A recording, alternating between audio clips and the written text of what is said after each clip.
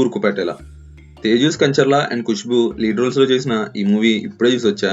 ఇంకా 2 hours 1 minute ఉన్న ఈ మూవీ చూసాక నాకైతే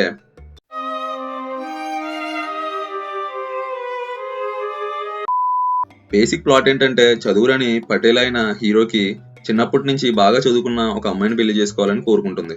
దీనికోసం తను ఏం చేశాడు అండ్ ఎలాంటి సిచ్యువేషన్స్ ఫేస్ చేయాల్సి వచ్చింది అన్నదే స్టోరీ. ఏమనుకుని తీసారా బాబు సినిమా అన్నట్టు అనిపించింది చూసాక. ఫస్ట్ హాఫ్ అంతా ఏదో పర్లేదు అటు ఇటుగా వెళ్తుంది అన్నప్పుడు ఇంటర్వెల్ బ్యాంగ్ వచ్చింది.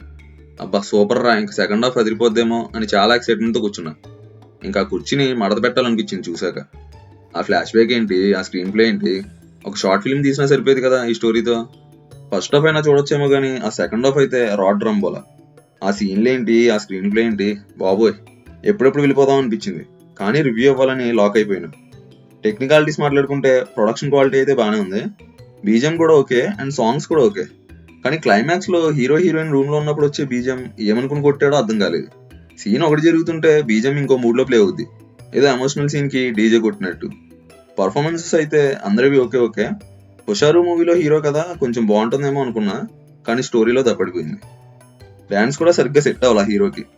ఫ్యామిలీతో చూడొచ్చా అంటే చాలా వరకు డబుల్ మీనింగ్ డైలాగ్స్ ఉన్నాయి. ఇంకా చూడాలో వద్దో మీరే డిసైడ్ అవ్వండి. ఇది మామ మూవీ చూసాక నా ఒపీనియన్. ఒకవేళ నువ్వు ఈ మూవీ చూసుంటే నీకు అనిపించిందో కామెంట్ చేయి. నీకు గనక నా రివ్యూ నచ్చినట్టయితే ఈ వీడియోని లైక్ చేసి మీ ఫ్రెండ్స్ తో షేర్ చేసి, ఇంకా ఇలాంటి రివ్యూస్ కోసం ఛానల్ని సబ్స్క్రైబ్ చేసుకో. ఇంకో కొత్త వీడియోతో మళ్ళీ కలుస్తా. బాయ్ మామ.